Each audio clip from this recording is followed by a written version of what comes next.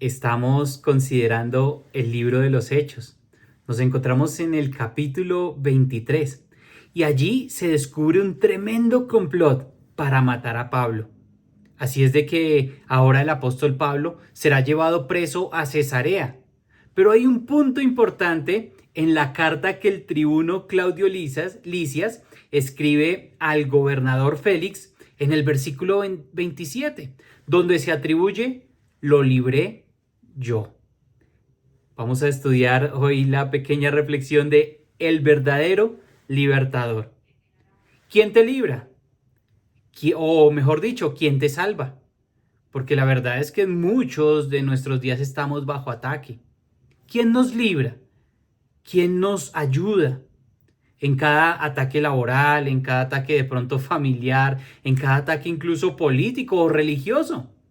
Vamos a ir a Hechos capítulo 23 y observaremos más detalles de cómo Pablo llegó a Cesarea para luego enfocarnos en el punto principal de esta reflexión, que es el verdadero libertador. Téngalo ahí en mente, el verdadero libertador.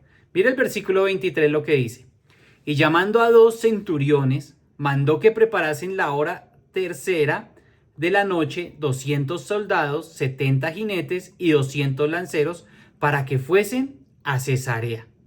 ¿Hay quién hace esto? El tribuno. El problema del atentado para Pablo tenía que ser resuelto inmediatamente. Por eso el tribuno organiza este tremendo operativo, que se trasladase a Pablo sin riesgo. ¿Para qué? Para que su vida dejara de estar en peligro, y por eso esa cantidad de militares involucrados. Si pasaba algo, el tribuno podría ser acusado de 2 cosas: de soborno, y también podría ser responsabilizado de la muerte de un ciudadano romano, lo cual sería muy grave para su currículum, para su carrera también. Entonces, si los judíos conseguían su propósito de dar muerte a Pablo, pues el tribuno también iba a estar en graves problemas.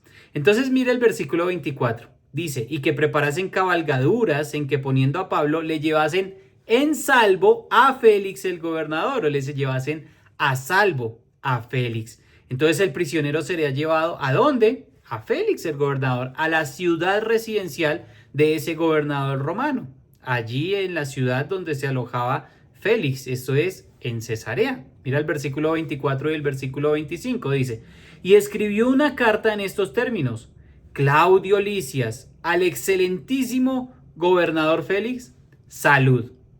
El título del excelentísimo era propio para los gobernantes romanos, y también era el saludo que entre ellos se hacían.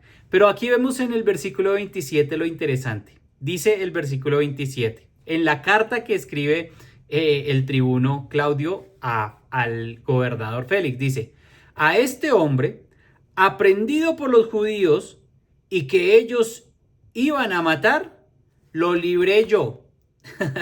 Lo libré yo, acudiendo con la tropa, habiendo sabido que era ciudadano romano. El tribuno aprovecha la ocasión para, además de informar, atribuirse el motivo de esa acción que trajo como consecuencia la muerte de Pablo. No, de que trajo como consecuencia evitar la muerte de Pablo. Entonces es lo que está diciendo: yo evité la muerte de Pablo. Bueno, es verdad que acudió con la tropa al lugar de conflicto. También es verdad que retiró a Pablo de la mano de los fanáticos que procuraban matarle. Pero no es verdad que Claudio Lisias lo hiciese conociendo que aquel hombre era un ciudadano romano. Él no sabía eso. Esto lo supo luego, aún después de haber ordenado que le dieran tormento, que fuera azotado. Eso lo vemos en los versículos anteriores. Entonces ese asunto si no lo inscribe en la carta. ¿Por qué? Porque eso supondría un problema para él. Estuvo a punto de azotar a un ciudadano romano sin justa causa. Pero lo que sí dice es que yo lo libré, yo lo saqué. En otras, yo lo liberé. ¿Qué es liberar? ¿Qué es esto de liberar? Es liberar de la restricción que provee la esclavitud. es también poner en libertad, es liberar a alguien de coacción o de prisión, también liberar la mente de las grilletas del prejuicio, dicen algunas definiciones, pero también liberar es volver al equilibrio, regresar a algo, al equilibrio perdido. Entonces aquí podemos reflexionar que en últimas, querido amigo, las personas pueden cooperar con la soberanía de Dios, con el plan de Dios de llevar a Pablo a ser testigo del mismo Dios en Roma, como nos dice en el versículo 11. Pero quien nos libra en últimas, querido amigo, querido hermano, quien le puede librar es Jesucristo. Colosenses 1:13 lo deja muy claro. Dice el texto, el cual nos ha librado de la potestad de las tinieblas y trasladado al reino de su amado Hijo.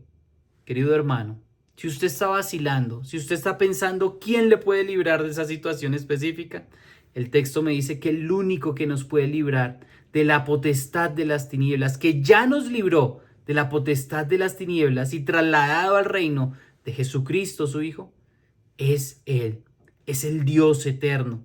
Podemos reflexionar, ¿quién crees que libra tu vida? ¿Quién crees que es tu refugio en medio de las tormentas, de las guerras, de las diferentes situaciones que pasamos en cada una de nuestras vidas? ¿Quién crees que es tu esperanza?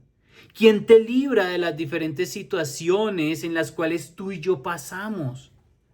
Ciertamente un hombre, un ser humano puede cooperar con el brazo, con Dios, con la soberanía de Dios. Pero ¿sabes? El brazo del hombre es débil. El brazo del hombre es incierto. En últimas, el único que puede liberarte realmente, es el Señor Jesucristo. Por otra parte, ¿tú estás pensando como Claudio Lisias? ¿Que quizá tú puedes liberar a alguien? ¿O tener el control de otra persona? ¿O de las decisiones que otro toma? ¿O de lo que hace o de lo que realiza? ¿Piensas que puedes hacerte tú el salvador de otro? Como el tribuno lo expresa. La palabra se traduce como yo alcé hacia afuera, es decir, lo saqué. Pero por la idea de la carta y por la apariencia de gallardía que muestra, de orgullo, de esa soberbia de este Claudio Lisias, se está dando como si fuera él quien hubiera hecho toda la obra. Hermano y hermana, honestamente no te creas el salvador de nadie. Sí, quizá cuando evangelizamos, cuando predicamos, cuando ayudamos, cuando cooperamos con las cosas del Señor, puede brotar una tinte de orgullo, un tinte de orgullo que te dice, yo lo libré, yo libré a este, yo saqué a este. Pero no, mi amado, Salvador solo hay uno, y Salvador se llama Jesús. Continúa la carta escribiendo este hombre, y queriendo saber la causa por la que le acusan, le llevé al concilio con ellos, y hallé que le acusaban por cuestiones de la ley de ellos, pero que ningún delito tenía digno de muerte o de prisión. El asunto era meramente la ley de ellos, es decir, la ley judía. El problema con los judíos y con este judío en especial Pablo, también romano, pues no era un crimen o no era un problema de mala conducta. Por eso dice, pues yo no hallé nada. Por eso en el versículo 30 dice, pero al ser avisado de acechanzas, el mismo sobrino fue el que le avisó de acechanzas que los judíos habían tendido contra este hombre, al punto le he enviado a ti, intimando también a los acusadores que traten delante de ti lo que tengan contra él. Pásalo bien, es decir, yo allá le mandé a los acusadores, allá le van a llegar y hasta aquí va la carta. En el versículo 31 al 33 nos dice lo que sucede. Los soldados, tomando a Pablo como se les ordenó, le llevaron de noche a Antípatris, es decir, Pablo efectivamente es salvado, es sacado de ese lugar. Al día siguiente, dejando a los jinetes que fuesen con él, volvieron a la fortaleza. Cuando aquellos llegaron a Cesarea y dieron la carta al gobernador, presentaron también a Pablo delante de él. Finalmente llega a Cesarea, el apóstol Pablo llega a salvo, no lo matan, el complot de este mismo capítulo pues no se da.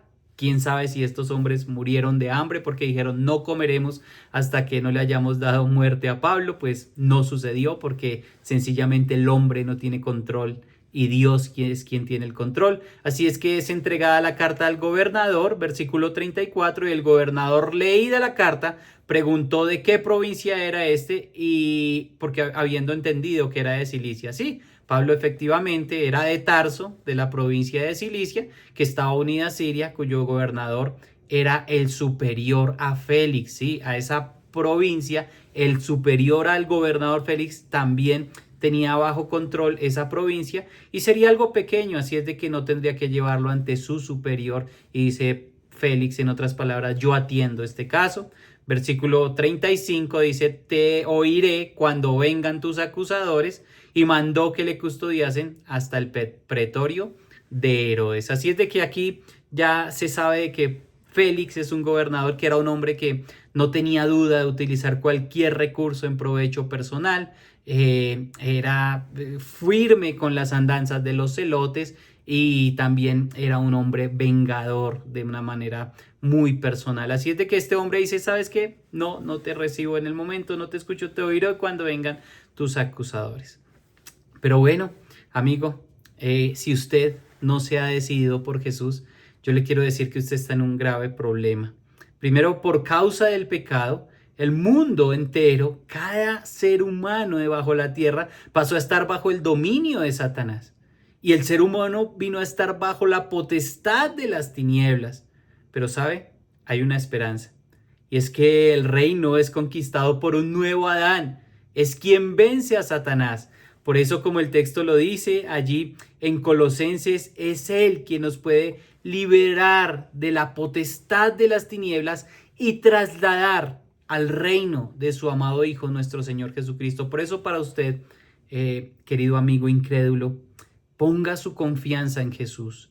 Es el único que le puede traer libertad a su vida, porque todo aquel que hace pecado, esclavo es del pecado. Pero amigo creyente, también hay otro texto maravilloso. Tenga su confianza no solo en el presente, sino en el futuro, en lo porvenir que nos dice la Biblia. Mira lo que dice primera carta a los Tesalonicenses capítulo 1 versículo 10. Dice, y esperar de los cielos a su Hijo, el cual resucitó de los muertos, a Jesús, quien nos libra de la ira venidera. Entonces el Jesús mismo es el que nos ha libertado de la potestad de las tinieblas, nos ha sacado de la potestad de las tinieblas y nos ha venido a traer al reino de su amado Hijo. Pero también dice algo especial para el creyente, es que nos libra de la ira venidera.